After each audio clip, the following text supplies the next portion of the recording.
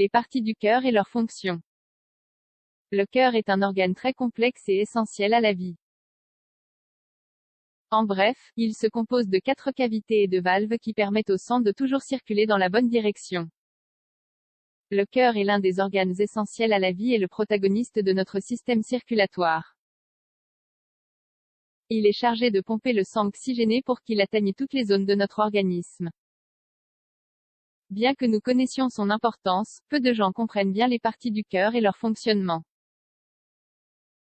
Les parties du cœur sont nombreuses, bien que de façon très brève, on pourrait dire qu'il est divisé en 4 cavités principales, les oreillettes et les ventricules.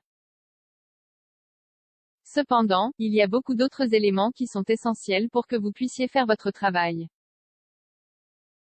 Le cœur est presque entièrement constitué de tissu musculaire. C'est ce tissu qui lui permet de se contracter et de se dilater, pompant ainsi constamment le sang.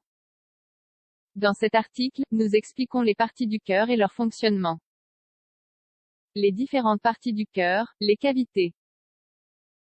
Les parties du cœur sont nombreuses, mais il est important de savoir qu'elles agissent toutes de manière coordonnée. C'est ce qui permet au sang de circuler dans la bonne direction et avec la force nécessaire. Premièrement, nous devons savoir que le cœur est un organe creux. Il est composé de 4 cavités, qui sont 2 oreillettes et 2 ventricules. De plus, cet organe est divisé en une partie gauche et une partie droite.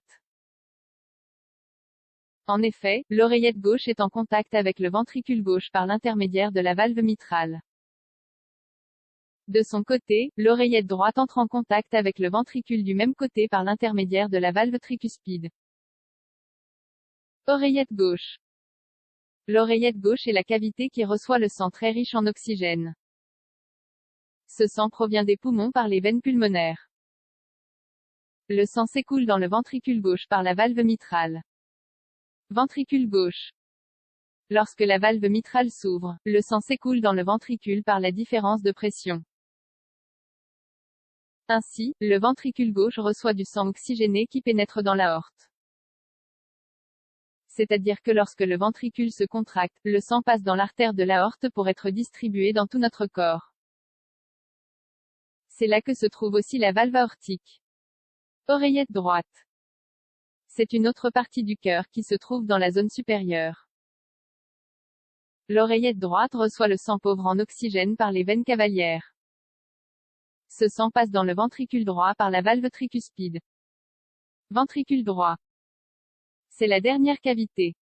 Elle permet au sang de s'écouler dans les poumons par les artères pulmonaires. C'est là qu'a lieu l'échange gazeux, ce qui provoque la réoxygénation du sang. Autre partie du cœur, les valvules. Les valvules sont les structures que nous avons mentionnées, situées à l'entrée et à la sortie des cavités. Elles permettent au sang de circuler dans une seule direction. En d'autres termes, elles permettent au sang de circuler, par exemple, des oreillettes vers les ventricules et l'empêchent de reculer dans les oreillettes. Celles-ci le sont. Valvule mitrale, du côté gauche, valvule tricuspide, à droite. Cependant, on trouve aussi des valvules dans les artères pulmonaires et dans l'aorte. Leur fonction est la même, empêcher le sang de retourner dans la cavité.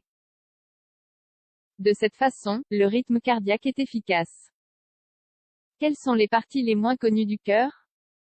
Bien que les cavités et les valvules soient les parties les plus connues du cœur, il existe d'autres structures essentielles au bon fonctionnement du cœur. Tout d'abord, il y a le nœud sinusal. Le nœud sinusal est la structure qui fonctionne comme un stimulateur cardiaque. C'est-à-dire qu'il génère des impulsions électriques qui seront transformées en mouvements de contraction des muscles cardiaques. D'un autre côté, on trouve le nœud auriculo-ventriculaire. Il est également essentiel pour le battement cardiaque, car il permet de transmettre correctement l'impulsion générée dans le nœud sinusal. Il en va de même pour ses fascicules et ses fibres de Purkinje.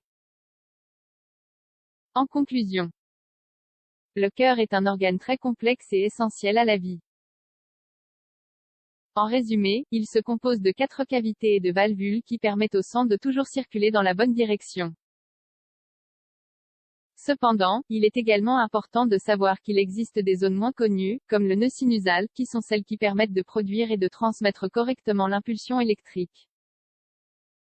De même, il est essentiel de savoir qu'il y a des vaisseaux sanguins qui entrent en contact avec chaque cavité.